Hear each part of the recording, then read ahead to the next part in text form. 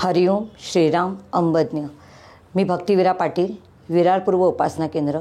2000 सालापासून मी बापूंकडे यायला लागली। तेव्हापासूनचे माझे छोटे मोठे अनुभव मी तुमच्यापुढे शेअर करते। माझी 2 नंबरची मुलगी 2007 साली मी प्रेग्नंट होती। 2.5 महिने झालेले होते। मला एक सवय होती, दुपारी जेवणाच्या आधी साई चरित्र वाचायचं आणि बापूंना नैवेद्य देऊन त्यानंतर जेवायचं। त्या दिवशी माझे मिस्टर काम करत होते, दुपारची वेळ होती। मी साई चरित्र वाचलं आणि मी त्यांना सांगितलं मी बापूंना नैवेद्य दिलं आहे, मी 10-20 मिनटामध्ये मी येते, पेपरचं बिल द्यायचं होतं। म्हणून मी आपली घरातनं निघाली, स्लीपर घातलेले होते, 2.5 महिन्याची प्रेग्नंट होती।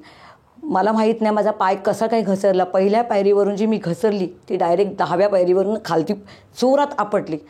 मला असं त्यावेळेस वाटलं की आता मी पूर्ण संपली, जवळ म्हणजे गर्भपात झाला असंच मला वाटलं।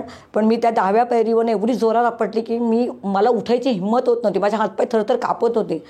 मी म्हटलं आता कसं उठू, मी काय बघू। आता मला असं वाटलेलं की माझं काहीतरी झालेलंच आहे। मी बापूंचं नाव घेत कशीबशी सावरत मी उठली। मी पहिले सगळं पाहिलं, मला तसं काही जाणवलं नाही। तरी मी बापूंचं नाव घेत मला असं वाटलं की आता काही जाणवलं नाही, माझं बापू माझ्या बरोबर आहे। आणि तशीच मी पुन्हा घरी आली। माझ्या मिस्टरांनी मी सांगितलं असं असं झालं। ते म्हणतात तू आत्ताच चेकिंग कर, उगाच उलटं काहीतरी झालं असेल तर आहे ते पण जाईल। म्हणून मी त्या दिवशी मी काही केलं नाही। मी फक्त बापूंना सांगितलं बापू आता जे काय ते तुम्हीच बघा। कारण रविवार होता, दवाखाने बंद होते। मी सोमवारी सकाळी उठून गेली, त्यावेळेस डॉक्टरांनी सांगितलं एकदम ओके आहे, कुठे काहीही झालेलं नाही आहे, एकदम बेस्ट आहे। आणि खरोखर मी सांगते त्यावेळेस मला जो आनंद झाला, मी बापूंना खरंच त्यावेळेस अगदी त्यावेळेस अंबज्ञ शब्द नव्हता, मी बापूंना फक्त थँक्स बोलली।